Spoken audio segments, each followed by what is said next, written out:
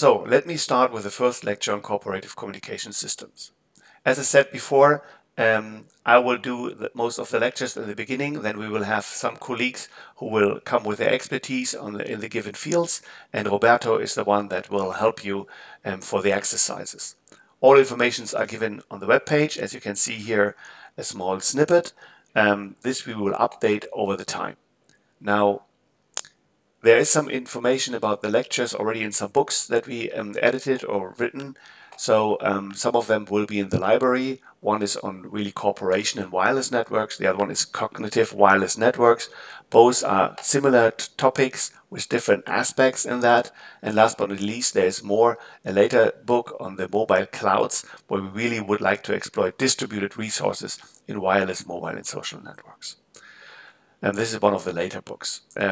If you have troubles to find them in the library, please let us know.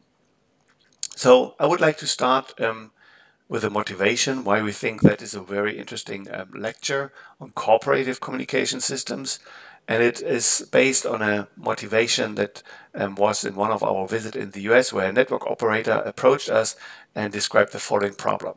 So they had football stadiums, and in these football stadiums, sometimes there are phases where nothing happened. People would pull out their mobile phones and they would like to see replays or would like to undergo some other stuff, streaming content of other games. And if everybody in the stadium would do that, then you would see some situation like this. It's an overwhelmed situation for a network, right? You cannot even build up more network cells or base stations to support this amount of people in the stadium, even though this of the Chiefs is one of the biggest. Nevertheless, even other stadiums have the same problem.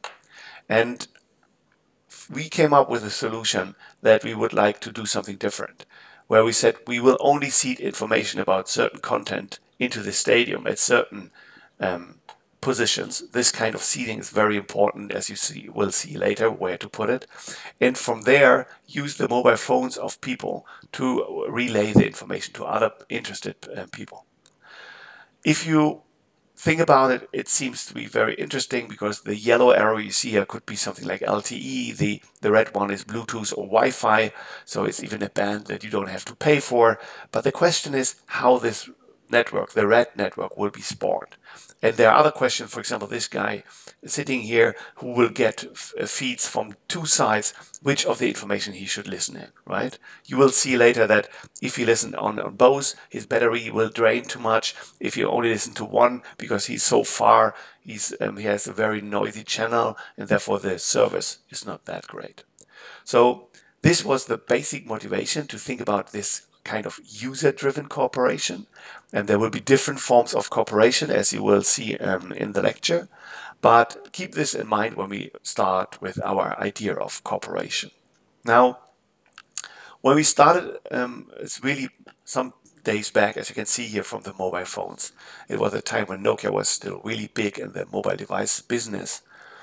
And the first question, of course, is this technically feasible, right? How could such an architecture look like? We draw some arrows with the red and yellow arrows, but not really interesting is then the topology in the real life. And when we know about technologies, I mentioned LTE, Bluetooth, and Wi-Fi, what else could be there, right? Is there some near-field communication to figure out there are people near to us? What can we do?